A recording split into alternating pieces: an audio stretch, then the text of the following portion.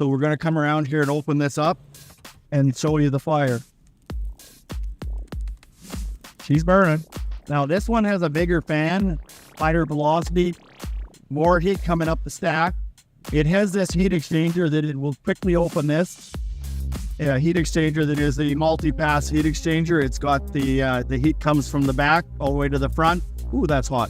And then it turns around and goes to the back again. So it's a multi-pass, but it's not all water cooled. That center plate is just a plate of steel. There's water on both sides. You can kind of see the size of that heat exchanger. And what we noticed yesterday in the pre-burn, when the stack temperature was dropping, we knew that something was going on. The water temperature would be dropping too on the Heatmaster, and it was bridging. The two logs would stay on the outside, even they would stack up on the outside and the center would burn out. So that we noticed. We had to knock it down a couple times. Whereas the Portage main with the bricks going all around the firebox, there's 2.5 inches of brick. That really does enhance the burn and makes it burn a lot more complete. We find the ashes are quite a bit finer. We're actually going to show the ashes on both of them too. At times we notice that the Heatmaster temperature is dropping, and it's due to it bridging. The wood will stay along the outside wall of the furnace up against the water, and it's just not hot enough to get it to burn, I guess, and just hangs in there, and we've had to roll the logs down. Whereas the Portage main has 2.5 inches of refractory surrounding the whole base of the fire. So that enhances the combustion and makes it burn better. It burns down a lot cleaner down to the last bit of wood. That's another complaint or a reason that we've heard that people like the refractor brick versus water up against the fire. Just burning fire up against the water just simply doesn't work right. The fire wants to burn at a higher temperature. Remember the fire triangle. It was 3 equal sides for a really good reason. The fire triangle had on one side it had fuel, the other side it had the oxygen, and the third side it had temperature. All of them were really important. They were actually equally important. That's why it was a fire triangle. So the temperature of the burn that the refractor brick gives us is significant to the fire triangle and complete combustion. The more complete combustion means it will have less smoke, and you can see that it's cleared right up. There's no smoke coming out of the Portage main. It's started up a few minutes ago, and it's burning very clean already, whereas the Heatmaster is still putting out some smoke. The Portage main has gone through a cycle. We made a decision when it reaches 175, to be fair, we'll plug them both in again and see how it goes. We'll keep documenting this. These numbers will be available. This one's at 167. Stack temperature will keep rising up. It's interesting to note that this one's rated at 375,000 BTUs, and it wouldn't overpower even 150,000 BTU unit heater, like a shop unit heater is what we're running. We're actually running 2 of them on it. You can see the smoke drifting out. It's going to evacuate the smoke out of the firebox. Oh yeah, it's burning good. But you see the logs on the outside are going to stay there, and the center is hollowing out a little bit. We'll give it another cycle or two, see what it does here, and then maybe push it down if we need to.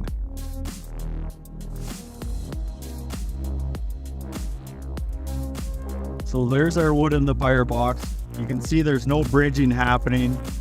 It's going down nice and evenly. Sometimes people are pretty amazed at what the bricks are doing, is that it doesn't smoke so bad. You can see that there's not a lot of smoke coming out. Matter of fact, there is no smoke coming out the door. Probably some vapors I see, tiny bit of smoke.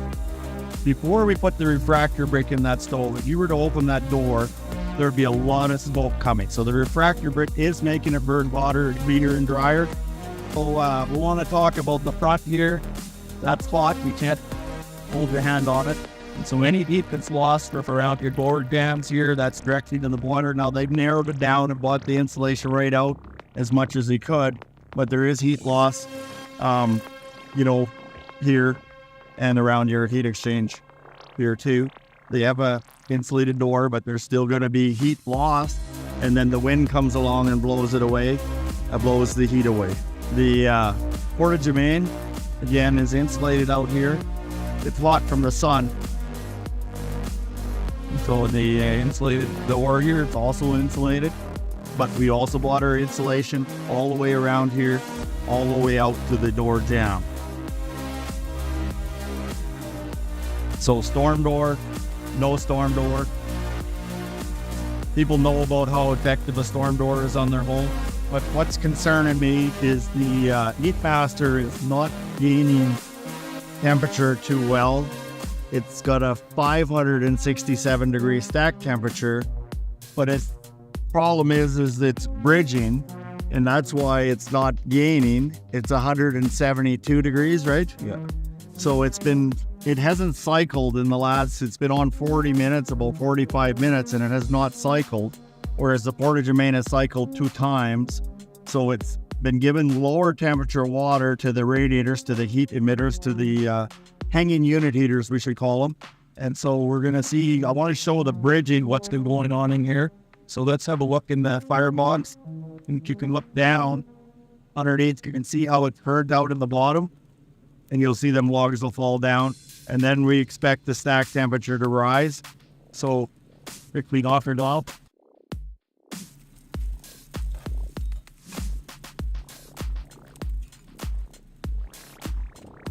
Keep going up, but this is what I want you to see right here. Watch this rise here.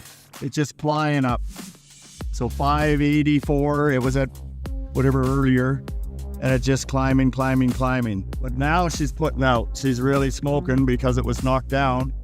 Whereas the Portage main, we haven't had to do that. We haven't had to knock it down, and it keeps up. It's been cycling twice in the last 45 minutes. Compared to what the Heatmaster is just running continuously. Now I'm sure it'll catch up and shut down.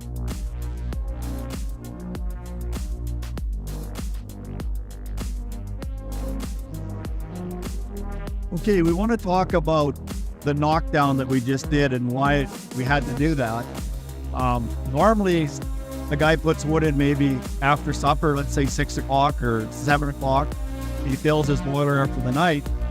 But what we're finding that if we didn't do that knockdown, it couldn't maintain temperature. It was actually losing temperature or just holding. It wouldn't get the set point. And so it was delivering cooler water to the radiators here, to the unit heaters. So same scenario out in your farm, your acreage. You've got it going, you filled up the boiler, maybe after supper, it's cold winter night. And you go in, the forced air part of your heating maybe is heating up. You've had your showers and taken some hot water demand, so it's taxed the boiler pretty good. It started burning. Then before heating comes on into your shop or your barn, taxes the boiler, takes more heat out of the boiler. It's burning good. It gets the center burnt out of it. And then if it doesn't fall down, because it's burning up against the cold water, hot for water, but cold for combustion, it doesn't fall down, it doesn't break down, it doesn't get combusting that wood on the outside edges. You get the bridging issue that we've been experiencing. We experienced it in all 3 of the pre-burns, and we're experiencing it again today. No one's going to get up here tonight and go knock down the wood. Actually, it might have got the temperature just now. Yes, it did get the temperature. It got to 180 as we were talking there. 255 is when it last closed down. 1 hour, 10-minute cycle to get up to temperature. Same unit heaters again, whereas this one's doing a cycle, it catches up in 10 minutes, 10, 15 minutes after shutdown. We suspect the problem is that it's bridging inside again, and so we're going to actually open the door here and give it a little rake down, and it'll start taking off again. This is the 3rd time we've had to knock this one down. If you look right down in the center below that red hot one, see how hot the wood gets in the middle? It gets burning really well, burning out the center here. And then they got pretty solid logs. Okay, we want to show the temperature of this boiler for the last half hour is not getting past 166. So it's falling on its face again. It cannot keep up to 250,000 BTU unit heaters. It's dropping in temperature. Then, if you come and look what they're doing when they don't have any refractory brick, because the fire triangle is not being applied, they're not following the laws of physics. They put an air box on here, 4 1/4 inches, and a diameter of, 9 inches? With a 1.6 amp motor, I believe it is. They have an air box going down to the bottom that is 6.5 by 6. They have an actuator required. It's actually going to open and close the damper. There's a damper in here that closes it off, and it does close it off pretty good. So it goes down to a whisper of smoke going out. On the Portage Ultimizer, it has a weighted damper that opens when the fan comes on. This is 2.5 inches across, and we said it was about 6 inches in diameter. We have a 1.1 amp motor. Is that what he said? I believe 1.1 amp motor. The air box is 4 inches by 4 inches by 4.5 inches. 3-inch hose going down into there. What I'm trying to show is that there's a lot less air required to go into the stove because of the refractory brick puts things into balance. We bring our air up from under the fire and above the fire. We've got a log in there and some coals. It's having a hard time getting above 163 degrees. We've turned down to just one unit heater blowing at the moment. It's not putting as much heat up the stack because it's a lower water temperature and less fire in here. It's pretty much done. That log stayed on the side for a while. We rolled it in a while ago. We were trying to keep the temperature up in this one. It's to our advantage to have it as high, keep the water temperature up as much as it can so that the delta T and the heat extraction would be more comparable, more fair to what the Portage is doing. This one's just started up again here. It was at 170 and it's got considerably more wood in it at the moment. Amazing. The Portage Ultimizer 3444. We've been doing this for over 8 hours. We put about 314 pounds of wood in each of the stoves, each of the boilers this morning. And we started the test around 11:30. And this is what you would save.